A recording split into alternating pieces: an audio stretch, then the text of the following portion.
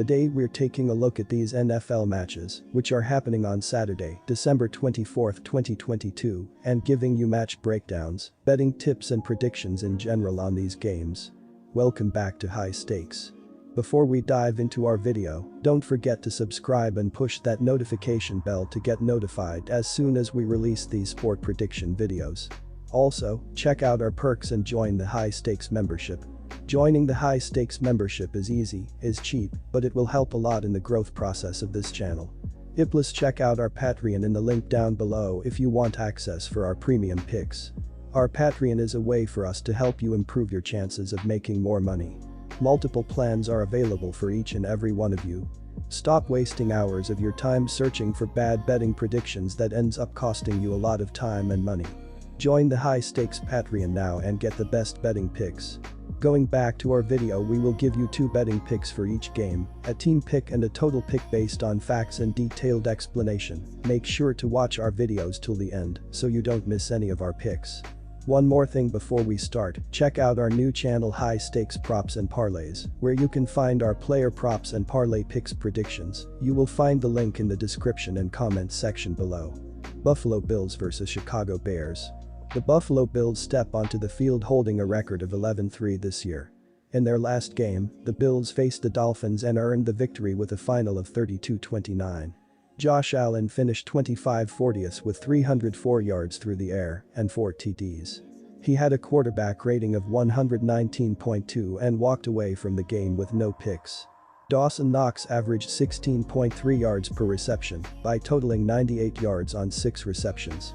Josh Allen led the offense in rushing for the Bills with 10 carries for 77 yards, 7.7 yards per attempt. Overall, they tallied 71 plays which gave them 446 yards.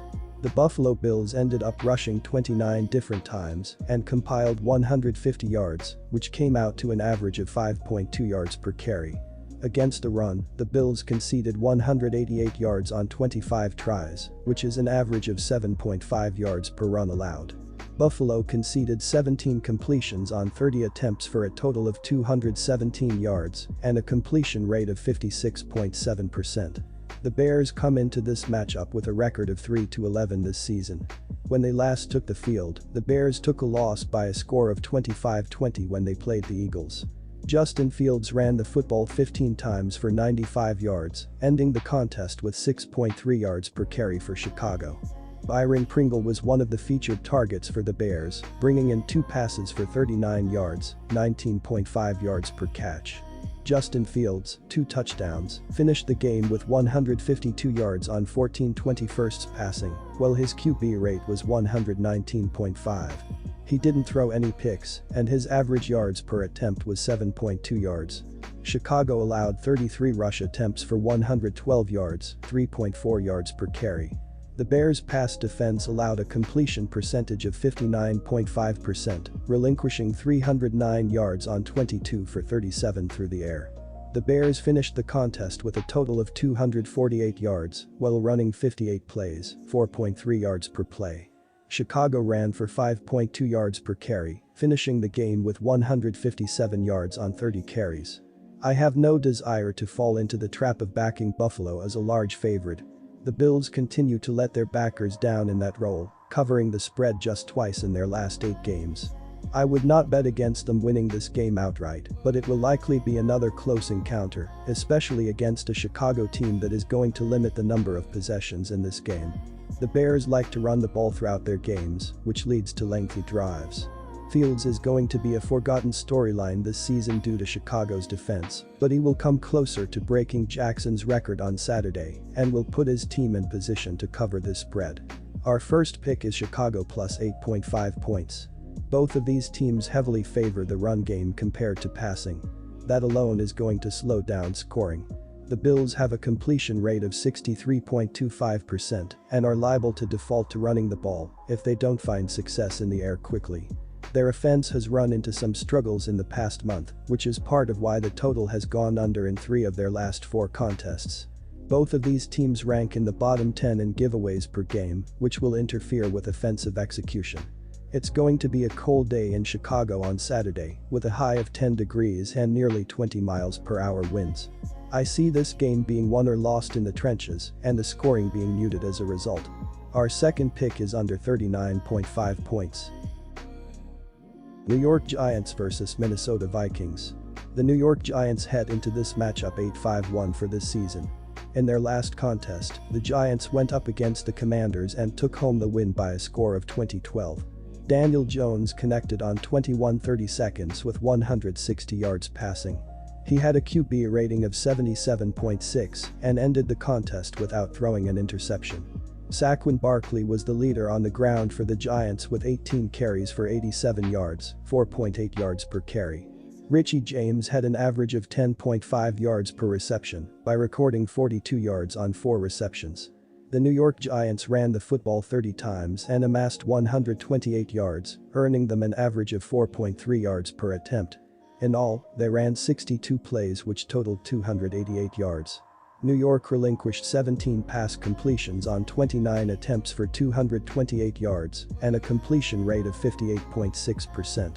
When it came to stopping the run, the Giants conceded 159 yards on 26 attempts, which averages out to 6.1 yards per run surrendered.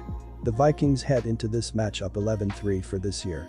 The last time they stepped on the gridiron, the Vikings went home victorious with a score of 39-36 when they played the Colts. Kirk Cousins, 4 TDs, ended the contest with 460 yards on 34 54ths through the air, while his QB rating was 99.3. He tossed 2 interceptions, and his average yards per pass attempt was 8.5 yards. Dalvin Cook ran the football 17 times for 95 yards, ending the game with 5.6 yards per carry for Minnesota. KJ Osborne had the best day in terms of receiving for the Vikings, bringing in 10 throws for 157 yards, 15.7 yards per catch. Minnesota rushed the ball for 3.8 yards per carry, finishing with a total of 92 yards on 24 carries. The Vikings finished the game with a total of 518 yards on 86 plays, 6.0 yards per play. The Vikings secondary allowed a completion rate of 57.6%, relinquishing 170 yards on 19 out of 33 passing. Minnesota conceded 43 rush attempts for 171 yards, 4.0 yards per rush. New York showed its teeth on the road against Washington, swinging the playoff odds in its favor. Now, it's tasked with beating a Minnesota squad coming off one of the most momentous wins in NFL history. Consecutive road games are challenging, no matter who you're playing, but New York's circumstances are even tougher. With that said, the Giants' improved line play has put them in an excellent spot to cover the spread in Minnesota. Getting after the quarterback will be imperative to keeping the Vikings' 8th highest scoring offense in check, giving Barkley enough opportunities to get the ground game going. Minnesota's defense has been subpar, and as long as Jones has a complementary run game to lean on, he'll be able to take advantage of the Vikings' weak secondary, 31st in passing yards allowed per game. The Giants are 5-1 ATS in their last 6 road games and 4-0 ATS in their last 4, after allowing more than 350 total yards in their previous game. I'll bet they play well enough to at least cover the 4-point spread against a Vikings team that seems fond of close games. Our first pick is Giants plus 4 points. I am going to hammer the over 48 points in this matchup, as I see both of these offenses scoring enough points to push this total over the number. Minnesota's offense has been impressive all season, as they have shown that they can score points. They will be able to consistently move the ball through the air and on the ground, as they will continue to march down the field throughout this game. The Giants' defense is also surrendering the 27th least amount of yards and the 15th least amount of points. They won't be able to slow down Kirk Cousins and this Vikings offense, as Minnesota will score the majority of the points that we need to push this total over 48. Now, the Giants will also add points to this total, as the Vikings' defense has continued to struggle. They are surrendering the 28th least amount of points per game and the most total yards. The Giants will be able to put together a few drives, as they will run or throw all over this Minnesota defense. Our second pick is over 48 points. Atlanta Falcons vs Baltimore Ravens. The Atlanta Falcons come into this game with a record of 5-9 for this year. The last time they stepped on the gridiron, the Falcons played against the Saints and took a loss by a score of 21-18. Desmond Ridder went 13-26 with 97 yards passing. He had a QB rating of 59.3 and finished the game without throwing an interception. Tyler Algier was the rushing leader for the Falcons with 17 carries for 139 yards, 8.2 yards per carry. Drake London held an average of 10.0 yards per catch by accumulating 70 yards on 7 catches. The Atlanta Falcons ran the football 39 different times and compiled 231 yards, which came out to an average of 5.9 yards per tote. In the game, they had 69 plays which gave them a total of 320 yards. Atlanta conceded 13 pass completions on 19 tries for 214 yards and a completion percentage of 68.4%. When it came to the battle of the line of scrimmage, the Falcons gave up 134 yards on 34 tries, which is an average of 3.9 yards per rush allowed. The Ravens come into this matchup with a record of 9-5 for this season. In their last game, the Ravens took a loss by a score of 13-3 when they played the Browns. Tyler Huntley walked away from the game with 138 yards on 17/30 passing, while his quarterback rate was 54.6. He threw 1 pick, and his average yards per attempt was 4.6 yards. J.K. Dobbins ran the ball 13 times for 125 yards, finishing the game with 9.6 yards per carry for Baltimore. Mark Andrews was the top contributor in the passing game for the Ravens, grabbing 3 balls for 31 yards, 10.3 yards per catch. Baltimore rushed for 7.1 yards per attempt, finishing with 198 yards on 28 carries. The Ravens finished with a total of 324 yards, and they ran 61 plays, 5.3 yards per play. The Ravens secondary gave up a completion percentage of 64.3%, surrendering 140 yards on 18 for 28 passing. Baltimore allowed 33 run attempts for 143 yards, 4.3 yards per carry. When you just look at the records, you would give the runaway edge to the Ravens, but the fact remains that these teams are eerily similar.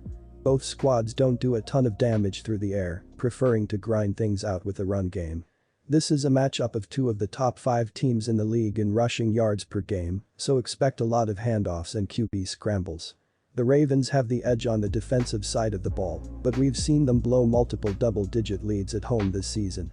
Baltimore should be the better team and prevail here, especially if Jackson returns, but giving more than a touchdown is too much here. Take the Falcons and the points as their grinded-out style keeps them in striking distance. Our first pick is Atlanta Falcons plus 7 points. 2 backup quarterbacks playing is the main reason that this total is very low. But I believe the over is the play in this game because of how strong the rushing attack is for both sides. The Falcons and Ravens will rely on their outstanding running backs, and they should be able to score a few touchdowns. Weather conditions aren't going to be horrible, no snow or rain is in the forecast, but it should be cold. These 2 teams both need to win and points will be scored on Saturday afternoon. The over is 7-3 in the Ravens' last 10 games, after allowing less than 150 yards passing in their previous game. Our second pick is over 35.5 points.